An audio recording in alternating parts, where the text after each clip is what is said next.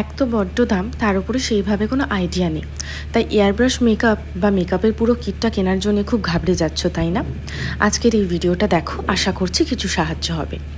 আমার ক্লাস ডেমনস্ট্রেশনের একটা দিন তোমাদের সামনে আমি তুলে ধরলাম। এখনের দিনে আমাদের বাঙালি সাবেকিয়ানাটাকে বাঁচিয়ে রাখার জন্যে আমাদের কিন্তু প্রচুর ক্লায়েন্ট এরকম রয়েছে যারা বিয়ের দিনকে একেবারে সাবেকি সাজতে চায়। সেক্ষেত্রে এই টাইপের একটা শেডের জন্যও যেতে পারো, ঠিক আছে? একদম সেই সাবেকিয়ানাটাকে মাথায় রেখে আজকে আমি একটা লুক করে ওদেরকে দেখিয়েছিলাম, যেটার কিছুটা অংশ তোমাদের সাথে আমি শেয়ার করলাম। যারা মোটামুটি আই মেকআপের নিয়ে বোঝো তারা কিন্তু এতটুকু ক্লিপ দেখলে আশা করছি একটুখানি হলেও আইডিয়া পাবে। এত রকমের ভুলভ্রান্তি আমি এয়ারব্রাশ মেকআপকে নিয়ে শুনে রেখেছি। একবার তো আমি এটাও শুনেছিলাম যে এয়ারব্রাশ মেকআপ নাকি ক্র্যাক করে যায়।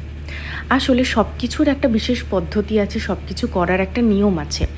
আমি যদি সেই নিয়ম একটুখানি, যেটা আমাদের প্রিমিয়াম ক্লায়েন্ট বেস রয়েছে তারা এই ধরনের গ্লোগুলো পছন্দ করে।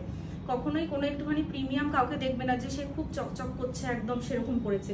ওদের গ্লোগুলো দেখলে কীরকম মনে হয় বলো তো? ওদের স্কিনটাই হয়তো এত সুন্দর, ওদের স্কিনটাই গ্লো করে। হ্যাঁ, ডেফিনেট না মেনে থাকি তাহলে তো অসুবিধা হবে। সবার প্রথমে স্কিনটাকে ভালো করে প্রেপ করতে হবে। এবার এই যে এয়ারটা বেরোচ্ছে, এটা শুধুই এয়ার বেরোচ্ছে, এর সাথে কিন্তু কোনো প্রোডাক্ট বেরোচ্ছে না। প্রোডাক্ট তখনই বেরোবে যখন এইটাকে আমরা লেখা আছে, আর এটা যতটা একদম পুরো কমপ্লিট টেনে দিলে তো বেশি প্রোডাক্ট বেরোবে, মানে হেভি হ্যান্ডে প্রোডাক্ট বেরোবে। এবার সেটা তোমাকে ফাউন্ডেশনের ক্ষেত্রে লাইটের খুব একটা দরকার পড়ে না। এয়ারব্রাশ মেশিন কিন্তু দু রকমের হয়।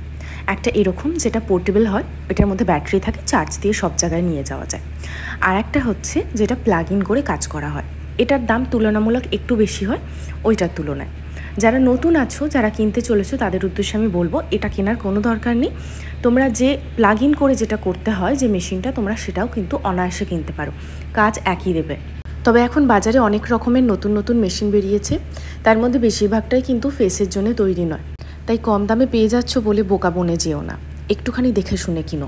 এয়ারব্রাশ মেশিন দিয়ে যখন মেকআপটা বেরোয় সেটার একটা পার্টিকুলার একটা এয়ারের প্রেশার হয়, যেটা আমাদের মেকআপটাকে সিমলেসভাবে ব্লেন্ড করতে সাহায্য করে।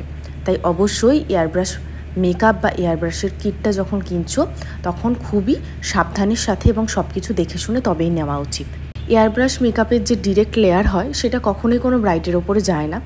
অবশ্যই একটা হালকা লেয়ার প্রথমে ক্রিয়েট করতে হয়। যে কোনো dewy foundation, HD foundation, ultra HD foundation বা এয়ারব্রাশের জন্য প্রপার কিছু ধরনের ফাউন্ডেশন পাওয়া যায় যেগুলো হালকা ফিনিশিং দেয়। যেরকম আমরা সবাই জানি যে শার্লেট টিলবাডি রয়েছে, সেই ধরনের কিছু ফাউন্ডেশন তোমরা দিয়ে আগে একটা লেয়ার ক্রিয়েট করে নিয়ে তার উপরে এয়ারব্রাশ করো। পুরো হোল প্রসিডিওর তোমরা এয়ারব্রাশ দিয়ে করতে পারো, starting from contour to blush everything. আবার তোমরা সেটাকে কিন্তু ম্যানুয়ালিও করতে পারো। এখানে মোটামুটি দেখো আমি যেটা ভাবনা চিন্তা রেখেছিলাম সেটা হচ্ছে গাল জোড়া কলকা হবে, একটা বড় টিপ হবে, আর একেবারে সাবেকি ব্যাপারটাকে মেনটেন করার জন্য হেয়ার স্টাইল বা হেয়ারের ওপরে আমরা যে জুয়েলারিটা ইউজ করেছিলাম সেটাও কিন্তু খানিকটা আমাদের আজকে থিম অনুযায়ী। একেবারে রাজবাড়িতে যে সমস্ত বিয়েগুলো হয় ঠিক আমাদের আজকের মডেলকে আমরা সেইভাবেই সাজিয়ে তোলার চেষ্টা করেছিলাম। আশা করছি তোমাদের ভালো লেগেছে।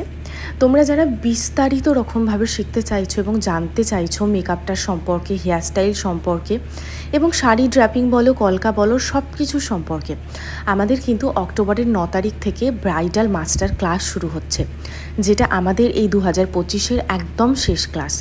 তাই ওটাতে তোমরা অনায়াসে জয়েন করতে পারো। আমাদের একাডেমি হচ্ছে সিঙ্গুরে, সিঙ্গু স্টেশনে নেমে মাত্র 1 মিনিটের হাঁটা রাস্তা।